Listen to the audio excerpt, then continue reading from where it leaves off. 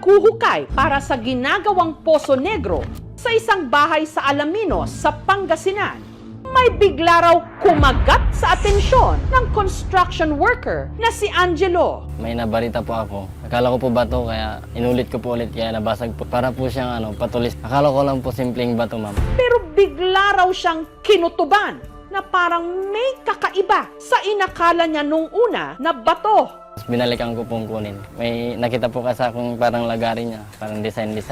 Hinala niya ang kanyang nahukay, hindi lang simpleng bato dahil napansin niya na meron itong maliliit na tulis-tulis. Para pong isang ngipin ng malaking isda po.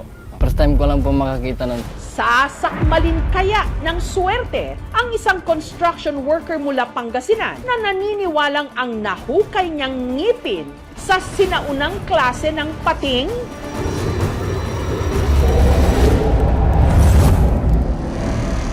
Ang pinaniniwalaang ngipin ng pating na nahukay ni Angelo, 5 inches ang haba, singlapad ng palad ng tao. Nasa 150 grams ang bigat nito, patrianggulo ang hugis. Malapit sa mangrove. Yan ang pinakamalapit na dagat dito sa lugar na to. Ang pinaniniwalaan niyang ngipin ng higanting isda, agad na ipinakita ni Angelo sa kanyang tsuhin na si Marlon. Girl, tignan mo to, baka may balo yan. Parang bato lang talaga siya nun, ma'am. Kasi yun lang pinagkaiba nun, ma'am. May parang laga-lagari siya dun sa gilid. Pero nang kanya itong sinearch online, halos malaglag daw ang kanyang panga sa kanyang nadiskubre. Lumalabas na rin po na yung mga fossils nga po ng mga artifacts na sa dinosaur po. Ngipin po. Ang nahukay ni Angelo, hawig daw sa ngipin ng isang dambuhalang pating na nabuhay milyon-milyong taon na ang nakararaan. Ito ang Megalodon. Ang Megalodon, pinakamalaking prehistoric shark. Ang haba nito, maaaring umabot ng mahigit 20 meters, halos singhaba ng bus. Ang ngipin ng mga Megalodon, ang ilan sa pinakamalaking ngipin na natagpuan mula sa anumang uri ng pating.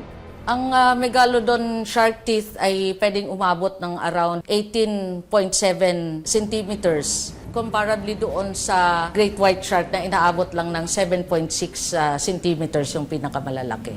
Napangiti naman si Angelo dahil ang kanya raw nahukay, hawig sa mga nakita niyang litrato ng ngipin ng Megalodon online. Natuwa po ako, ma'am. Pagka sabi po ng tito ko, ma'am, tinago ko po talaga. Dito po siya tinago, ma'am, sa may aparador po namin.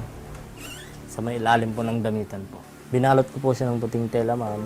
Nitong 2020, kumpirmadong ngipin din ng Megalodon ang nahukay sa Maribohok sa Bohol. Nasa kustodiya ito ngayon ng National Museum Bohol. Umaasa si Angelo na lehitimong ngipin din ng Megalodon shark ang kanyang nahukay, lalo't ang kanilang bayan malapit sa baybaying bahagi ng Pangasinan, lalo na sa Lingayen Gulf. Kung sakali po siguro, ma'am, at may value po, bibenta na lang po siguro, ma'am, para makatulong din po sa pamilya. Makakabayad din po sa mga utang kung sakali po. Ang birthday na lang po ng anak ko, panghanda po. Pambili na rin po ng mga pangangailangan sa araw-araw.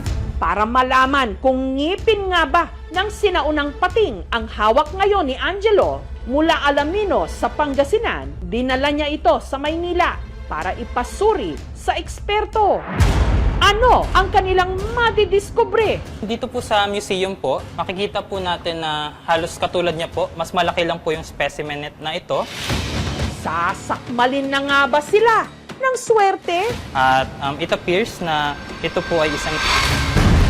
Ang resulta ng malalimang pagsisiyasat sa di umano ngipin ng Megalodon. Sa aming pagbabalik sa hinuhukay na Poso Negro sa Pangasinan, may nadiskubre ang construction worker na si Angelo. Ang inakala niya, simpleng bato, posible raw palang ngipin ng pinakamalaking prehistoric shark sa kasaysayan, ang Megalodon shark. May nakita po kasi akong parang lagari niya, parang design. Para makumpirma kung tama ang kanilang hinala, sinamahan ng aming team sina Angelo sa Maynila para ipasuri ito sa isang geologist. May makikita po natin na Parang porcelana po yung texture ng ngipin. Meron po siyang parang maliliit na mga ngipin, serrations, at saka yung parang mga linya po dito sa bahaging ito. At it appears na ito po ay isang ngipin ng Megalodon. So, mayaman ang Pangasinan sa mga gantong fossil. Kung alam natin yung geologic context kung saan nakuha yung fossil, at saka matutulungan tayo ma-understand kung ano nga ba yung nangyari sa Pilipinas milyong taon na ang nakalipas.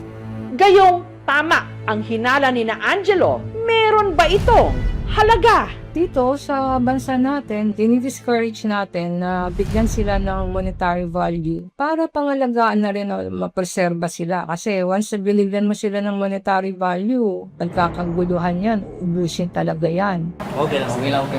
Po, nalaman na nga lang po namin, ma'am, yun po talagang pangit po namin talaga.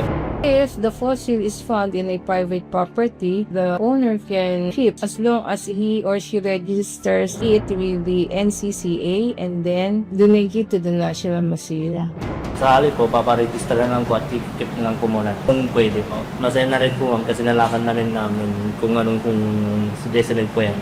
At kung saan po siya nanggaling.